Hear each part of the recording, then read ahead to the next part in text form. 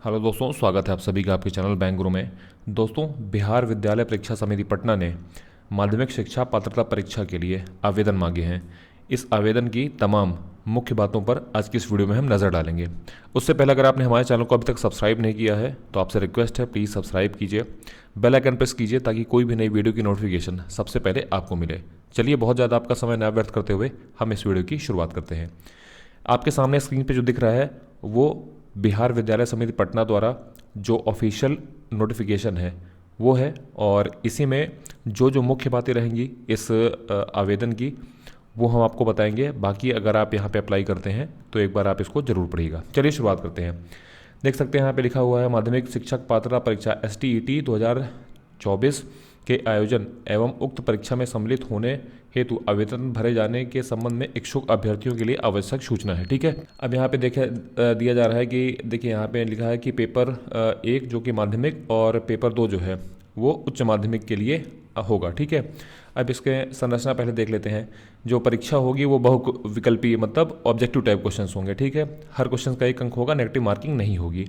ठीक है, अब यहाँ पे परीक्षा के विषय आप देख लीजिए। परीक्षा के मैं यहाँ पे कई विषय हैं, एक या दो का मैं बताता हूँ, बाकी आपको खुद अपने हिसाब से देखना है। जिस विषय के लिए आप अप्लाई कर रहे हैं उसके सामने आप शैक्षणिक या प्रशैक्षणिक अर्हता देख लीजिएगा। ठीक है, जैसे यहाँ पे पहला विषय या विषय समूह देखिए। इसमें अगर देखिए सामान्य विषय में हिंदी, उर्दू, बांग्ला, मैथिली, संस्कृत, अरबी, फारसी, भोजपुरी, अंग्रेजी, गणित, विज्ञान, सामाजिक विज्ञान है। ठीक है, अब इसके सामने विषय कोड भी आप देख सकते हैं, इधर दिए हुए हैं।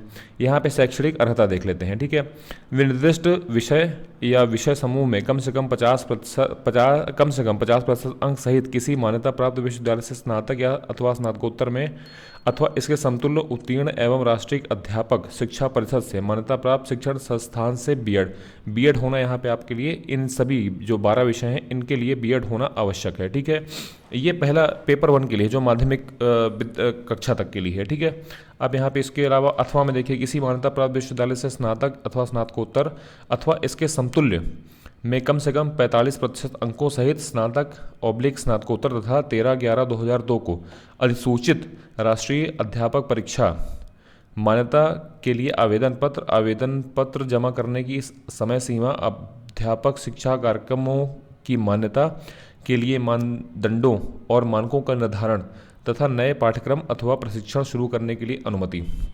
ठीक है, विनियम 2002 तथा 10/12/2007 को अधिसूचित राष्ट्रीय अध्यापक शिक्षा समिति मान्यता शिक्षा परिषद मान्यता मानदंड और क्रियाविधि विनियम 2007 के अनुसार राष्ट्रीय अध्यापक शिक्षा परिषद से मान्यता प्राप्त शिक्षा में स्नातक या बीएड। कुल मिला के इतना बड़ा लंबा चौड़ा लिखा गया, लेकिन बीएड मांगा गया है इसमें। ठीक है, इसी में देखिए आगे भी लिखा है, राष्ट्रीय अध्यापक शिक्षा परिषद से मान्यता प्राप्त किसी भी संस्थान से बीएड या बीएससी एड की 4 वर्ष की उपाधि होनी चाहिए।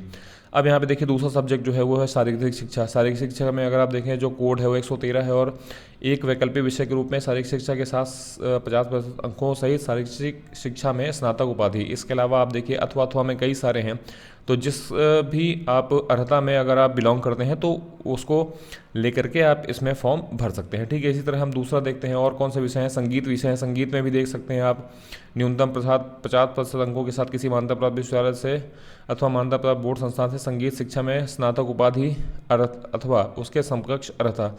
इसी तरह ललित कला विषय हो गया, नृत्य विषय हो गया, इन सभी के लिए सामने आपके अर्हता दी हुई है, पर क्या आपके क्वालिफिकेशन होनी चाहिए वो आप देख लीजिएगा। ठीक है, विशेष विद्यालय अध्यापक, इसमें भी देख लीजिए क्या क्या है। न्यूनतम 50% अंकों के साथ किसी मान्यता प्राप्त विश्वविद्यालय से स्नातक उपाधि। ठीक है, भारतीय पुनर्वास परिषद से मान्यता प्राप्त शिक्षा में एवं है, मतलब इसमें ये मांगा गया है। ठीक है, इसमें बीएड भी होगा, या यहाँ पे ये और ये रहेगा, इसमें खा और इसके नीचे जो है ये होना चाहिए। इसके अलावा इसमें एवं है तो मतलब गा भी आपके पास होना चाहिए। ठीक है, आप देख सकते हैं विषय समूह देखिए, गणित हो गया, विज्ञान हो गया, सामाजिक विज्ञान हो गया।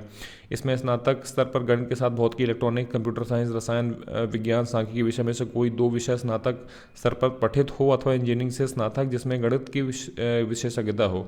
ठीक है, ये आप एक बार जरूर देखिएगा अगर आप इन विषयों से संबंधित आते हैं, चाहे गणित हो, विज्ञान हो, सामाजिक विज्ञान हो। ठीक है, इसमें आप देख सकते हैं। ठीक है, अब चलिए देखते हैं पेपर 2 जो है, पेपर 2 के में क्या है, उच्च माध्यमिक जो है इसमें आप देख सकते हैं ये आपके जो विषय हैं थोड़ा बढ़ गए हैं। मैं एक बार आपको पढ़ के बता देता हूँ। हिंदी, उर्दू, अंग्रेजी, संस्कृत, बांग्ला, मैथिली, मगही, अरबी, फारसी, भोजपुरी, पाली, प्राकृत, गणित, भौतिक विज्ञान, रसायन शास्त्र, जंतु विज्ञान, इतिहास, भूगोल, राजनीति शास्त्र, समाजशास्त्र, अर्थशास्त्र, दर्शन शास्त्र, मनोविज्ञान, गृह विज्ञान, वनस्पति विज्ञान। ठीक है, इसके सामने ये सारे विषय हैं। इसके सामने आपकी शैक्षणिक अर्हता दी हुई है, आप उसको पढ़ लीजिएगा एक बार। हम नीचे देखते हैं वाणिज्य। वाणिज्य में भी आप देख सकते हैं वाणिज्य विषय में किसी भी कम से कम 50% अंकों के साथ किसी मान्यता प्राप्त विश्वविद्यालय से स्नातकोत्तर उत्तीर्ण। ठीक है, कंप्यूटर साइंस के लिए भी देख सकते हैं आप, यहाँ पे लिखी हुई है। इसके अलावा कृषि हो गया, संगीत हो गया। ठीक है, ये सारे आपके सामने इसमें जो आपकी क्वालिफिकेशन है वो दी है। अब विषय समूह आप देख लीजिए, physics, chemistry, economics, commerce, botany, zoology और मैथ, इसके सामने भी ये दी हुई है। तो आप यहाँ पे इसमें एक बार अच्छे से देख लीजिएगा। ठीक है, अब चलिए पाठ्यक्रम इधर देख सकते हैं। और पेपर 1 माध्यमिक के तहत आने वाले विषयों के लिए राज्य के विश्वविद्यालयों में लागू स्नातक स्तरीय पाठ्यक्रम तथा उच्च पेपर 2 उच्च माध्यमिक के तहत आने वाले विषयों के लिए राज्य के विश्वविद्यालयों में लागू स्नातक प्रतिष्ठा स्तरीय कार्यक्रम है ये। ठीक है, प्रश्न पत्र पैटर्न आप देख लीजिए किस तरह होने वाला है ये। टोटल 150 अंकों का रहेगा। शिक्षण कला और अन्य दक्षता का 50 रहेगा। निर्दिष्ट विषय वस्तु के 100 रहेंगे। ठीक है, कुल अंक 150 रहेंगे। अर्हता में आप देख लीजिए, ये आप पढ़ लीजिएगा। आप भारत का नागरिक होना चाहिए, बिहार राज्य से ये मतलब मान्यता प्राप्त बीएड होना चाहिए, या जो भी है आप देख सकते हैं यहाँ पे लिखा हुआ है पूरा। इसको आप एक बार डिटेल में अच्छे से पढ़ लीजिएगा। ठीक है, आप यहाँ पे देखिए माध्यमिक शिक्षक पात्रता परीक्षा STET 2024 में अनुसूचित जाति, अनुसूचित जनजाति, अत्यंत पिछड़ा वर्ग एवं दिव्यांग के अभ्यर्थियों को शैक्षणिक एवं प्रशैक्षणिक योग्यता के न्यूनतम निर्धारित अर्हतांक में 5% की छूट दी होगी। तो मतलब ये ST SC OBC EWS और जो हमारे दिव्यांग जन हैं उनको 5% की छूट मिलेगी। योग्यता जो न्यूनतम निर्धारित अर्हतांक है उसमें 5% की छूट मिलेगी। ठीक है, उम्र सीमा देख लीजिए। उम्र सीमा जो है वो आपकी कम से कम 21 वर्ष होनी चाहिए, मतलब अधिक की उसमें बहुत ज़्यादा वो अभी नहीं दिया गया है। तो आपको 1/8/2024 को कम से कम आपकी जो उम्र है वो 21 वर्ष होनी चाहिए। यहाँ पे आप देख लीजिए कि जो आपको मिला है क्या कहते हैं एज रिलैक्सेशन, अनारक्षित पुरुष अधिकतम, अच्छा ये अधिकतम सीमा है, माफ़ कीजिएगा। ठीक है, अधिकतम अनारक्षित पुरुष जो है उनके लिए 37 वर्ष है। अनारक्षित जो महिला है उनके लिए 40 वर्ष है। पिछड़ा वर्ग जिसमें पुरुष महिला दोनों 40 वर्ष। अति पिछड़ा वर्ग पुरुष महिला 40 वर्ष। अनुसूचित जाति पुरुष महिला 42 वर्ष। अनुसूचित जनजाति पुरुष महिला 42 वर्ष। तो ये अधिकतम सीमा है। कम से कम आपकी 21 वर्ष होनी चाहिए और अधिकतम कैटेगरी वाइज आपको डिवाइड करके यहाँ पे दिया गया है। ठीक है, बाकी आप यहाँ पे पढ़ सकते हैं जो मेन चीज़ें हम बताएंगे आपको। और यहाँ पे आप देखिए उत्तीर्णांक सामान्य प्रशासन विभाग के संकल्प पत्र दिनांक 16/7/2007 के आलोक में माध्यमिक शिक्षक पात्रता परीक्षा 2024 का उत्तीर्णांक निम्नवत होगा। सामान्य के लिए 50% अंक होना चाहिए, जरूरी है। पिछड़ा वर्ग के लिए 45.5, अत्यंत पिछड़ा वर्ग OBC के लिए 42.5, अनुसूचित जाति अनुसूचित जनजाति के लिए 40%, दिव्यांग और महिलाएं सभी के लिए 40% अंक होने चाहिए। ठीक है, प्रमाण पत्र माध्यमिक शिक्षा पात्रता परीक्षा 2024 पेपर 1 पेपर 2 में उत्तीर्ण सभी अभ्यर्थियों को उत्तीर्णता प्रमाण पत्र निर्गत किया जाएगा। आप अगर क्वालिफाई कर लेंगे तो आपको प्रमाण पत्र जारी किया जाएगा। ठीक है, आप देख लीजिए कितना परीक्षा शुल्क है।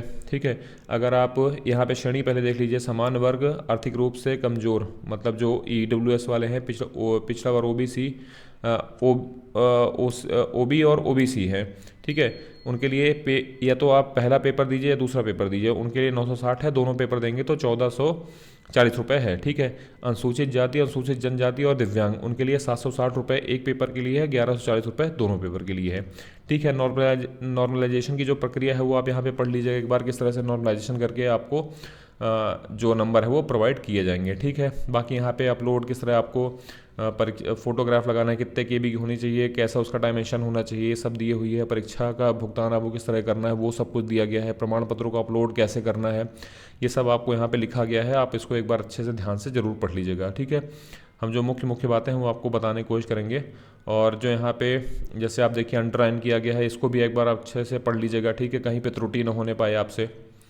चलिए और देख लेते हैं। तो ये था, बस यहीं तक था। ये बाकी इन सभी को ये लेटर भेजा गया है, वो प्रतिलिपि भेजी गई है, तो उसके यहाँ पे डिटेल है। तो ये कुछ रही इस जो आवेदन मांगा गया है उसके लिए ये मुख्य मुख्य बातें हैं। और अगर आप इस पात्रता परीक्षा में अप्लाई कर रहे हैं तो मेरा आपसे विनम्र अनुरोध है कि अप्लाई करने से पहले आप एक बार इस नोटिफिकेशन को अच्छे से और ध्यान से ज़रूर पढ़िएगा, ठीक है। और एक बात मैं आपको यहाँ पे बताना भूल गया हूँ, मैं आपको बता देता हूँ कि इस नोटिफिकेशन का जो ऑनलाइन एप्लीकेशन है वो स्टार्ट हो गया है 14 तारीख से और 2 जनवरी 2024 तक ये चलेगा। तो इसके बीच में आप इसको एक बार भर लीजिएगा। इसमें आपको वन टाइम रजिस्ट्रेशन भी कराना पड़ेगा, इसके लिए आप समय रहते करवा लीजिएगा। अदरवाइज़ लास्ट टाइम आप जब करवाए जाएंगे तो वहाँ पे हो सकता है सर्वर बिजी मिले, जिसके वजह से आप इसको अप्लाई ना कर पाएँ। तो बहुत ज़्यादा लास्ट के समय का इंतज़ार मत कीजिएगा और पहले ही इसको आप फॉर्म को ज़रूर फिल करिएगा। इस नोटिफिकेशन की जितने भी इंपॉर्टेंट लिंक्स हैं वो आपको डिस्क्रिप्शन में मिल जाएगी, तो आपको कहीं बहुत ज़्यादा भटकने की ज़रूरत नहीं पड़ेगी। अगर आप खुद से भरना चाहते हैं तो नोटिफिकेशन को अच्छे से पढ़िएगा, और अगर आप नहीं खुद से भर पा रहे हैं, कहीं कियोस्क सेंटर से भरवा रहे हैं, कहीं कंप्यूटर सेंटर से, तो भी आप पढ़िएगा, लेकिन वो आपको गाइड भी कर देंगे। उम्मीद है कि आपको ये जानकारी पसंद आई होगी। पसंद आई हो तो प्लीज़ इस वीडियो को लाइक कीजिएगा, इस वीडियो को अपने उन दोस्तों के बीच ज़रूर शेयर कीजिए जो ऑनलाइन कंपटीशन एग्ज़ाम की तैयारी में लगे हुए हैं, और हमारे चैनल को सब्सक्राइब किए बिना मत जाइएगा। हम फिर मिलेंगे किसी नए वीडियो में, तब तक के लिए थैंक यू।